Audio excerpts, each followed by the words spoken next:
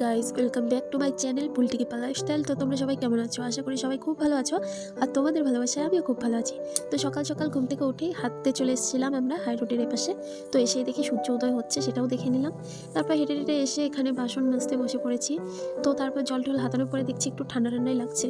তো তারপর ব্রাশ করতে করতে একটু রাস্তা হেঁটে আসছিলাম আবারও। তো তারপর যাই হোক, সব কাজ টাজ করে সকালে চা খেয়ে চলে এসেছি। দেখতেই পাচ্ছ সবজি এখানে আছে পুঁই ডোকা, পটল, আলু, বেগুন সব কিছু দিয়ে একটা হালকা সর্ষে বাটা দিয়ে চচ্চড়ি করব। আর এখানে আছে তিতা করলা আর আলু, যেটা আমি কেটে নিয়েছি। আর এখন নুন মাখিয়ে রাখছি। তো লবণটা না মাখিয়ে রাখলে আমার কাছে কেন জানি করলাটা খুব তিতা লাগে। তো তারপর আমি ভালো করে মেখে নিলাম। আর এইদিকে চলে এসেছি ডাল রান্না করার জন্য।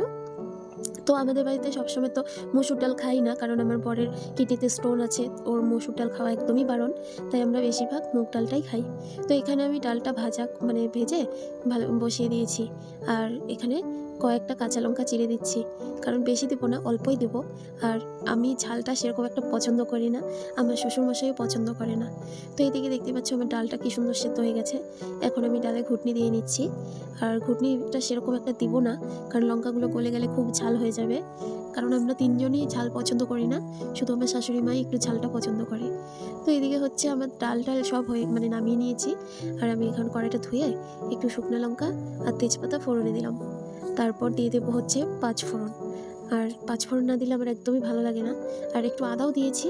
এখন নামানোর আগে একটু ঘি দিয়ে দিলাম, কারণ যেহেতু গরম মশলা তোমার আদা জিরে বাটা দেওয়া যায়।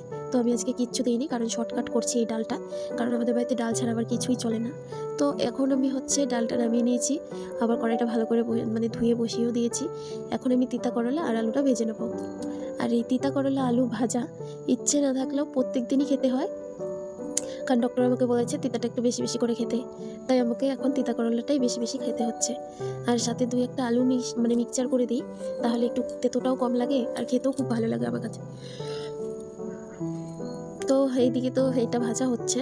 তো আমি এখানে হচ্ছে নুন আগে থেকেই তো মেখে রেখেছি।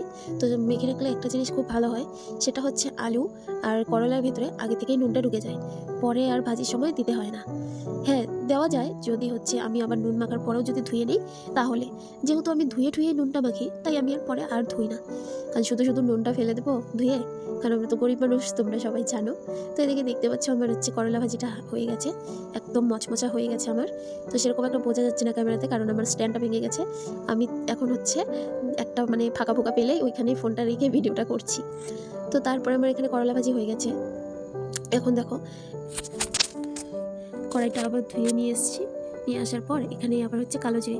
হ্যাঁ, আমি অনেক কিছুতেই পেঁয়াজ টেয়াজ পছন্দ করি না, আমার শাশুড়ি খুব পেঁয়াজ পছন্দ করে। আর এটা আমি একটু সর্ষে বাটা দিয়ে রান্না করব। আর পুঁই ডোকা আমার কাছে সর্ষে রসুন দিয়েই ভালো লাগে বেশিরভাগ।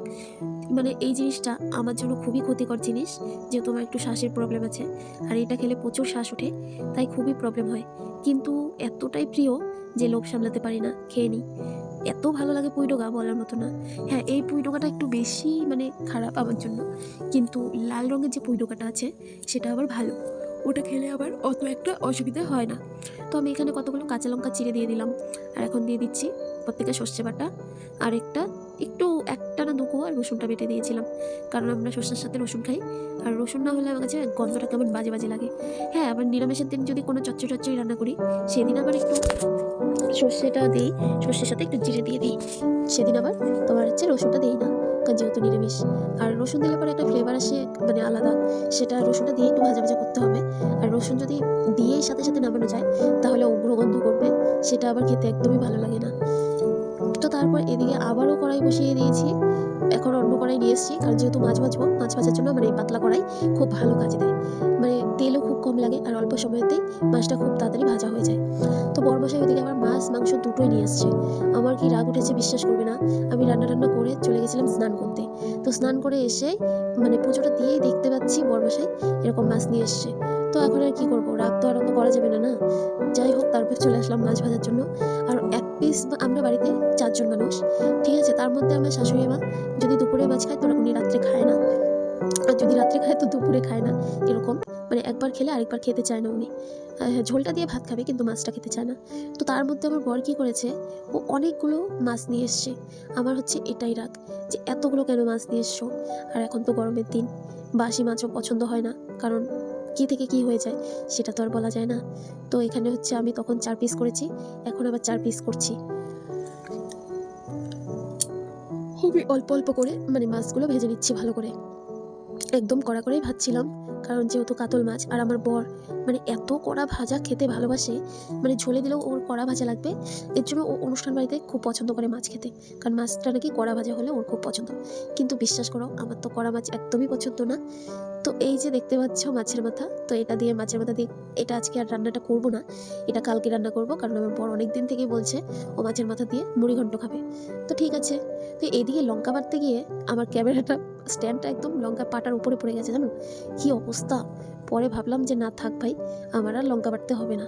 তবুও অনেক কষ্ট করে স্ট্যান্ডটাকে দাঁড়া করিয়েছি। স্ট্যান্ডটার পাপও একদম পুরো পড়ে গিয়ে ভেঙে যাচ্ছিলো, এমন অবস্থা হয়ে গেছে। কালকেই বর ঠিক করে নিয়ে এসছে, তার মধ্যে আবার আজকে এত বড় একটা দুর্ঘটনা। তো এদিকে আমার মাছ টাছ সব ভাজা হয়ে গেছে, এখন মাছের মধ্যে আলু দিয়ে দেবো, মাছের তেলের মধ্যে, মাছে না। তো আলুগুলো একটু হালকা হালকা ভেজে নেবো, মানে আর তেল দেবো না, এতটুকু তেলেই আলুগুলো ভেজে নেবো। একটু ঢাকা দিয়ে দিয়ে আলুগুলো ভেজে নেবো, তাহলে দেখবো যে সেদ্ধ হয়ে গেছে সুন্দর, আর আমার আলুগুলো ভাজা হয়ে গেছে সুন্দর। এবার মাছের ঝোলটা করে নেবো। তো কড়াইয়ে একটু বেশি করেই তেল দিয়ে দিলাম, কারণ আবার আমাদের বাড়িতে মাছের ঝোল টোল লাল না হলে পছন্দ করে না, মানে তেল ভাজতে হবে। তো আমি এখানে গোটা গরম মশলা ফোড়নে দিলাম, কারণ এটা দিলে না মানে গন্ধটা এত ভালো আসে বলার মতো না। আর একটু জিরে দিয়ে দিলাম, আর আমি চাইলে পেঁয়াজটাও দিতে পারি, কিন্তু না, পেঁয়াজটা আমি এইভাবে এখানে দেইনি, কারণ আমি পেঁয়াজটা একটু বেটে দিয়েছি। এখানে মশলাটা দিয়েছি শুকনো লঙ্কা, কাঁচা লঙ্কা বাটা, জিরে আর পেঁয়াজ। আদা দিলেও হতো, কিন্তু অতটা দিইনি, কারণ আজকে অসহ্য লাগছিল। কারণ স্নান করার পর না আমার মাছ রান্না করতে একদমই ভালো লাগে না। তো তারপরে এখানে একটু মশলার সাথে নুন, তারপর একটু হচ্ছে হলুদ, সব কিছু একবারে দিয়ে ভাজা ভাজা করে নেবো, যতক্ষণ অবধি মানে আর কি তেলটা না ছাড়ে। আর আমি তেলটা এতটাই বেশি দিয়েছি যে তেলটা ছাড়বে কি এখন থেকেই দেখো মনে হচ্ছে যে তেল ছেড়ে দিয়েছে মশলা থেকে, মানে এতটা তেল বেশি দিয়ে দিতে মানে পড়ে গেছে, আমি না বুঝতে পারিনি। তো এদিকে দেখো আমার তেলটা মানে ভেসে উঠেছে, মশলাটা একদম ভাজা হয়ে গেছে, খুব সুন্দর। তো এখন হচ্ছে আমি আলুগুলো দিয়ে দেবো। আর এই আলুগুলো তোমরা চাইলে মানে ছোটো ছোটো করে কেটে নিতে পারো, যেরকম পনিরে হয়, পনিরে দেওয়া হয়।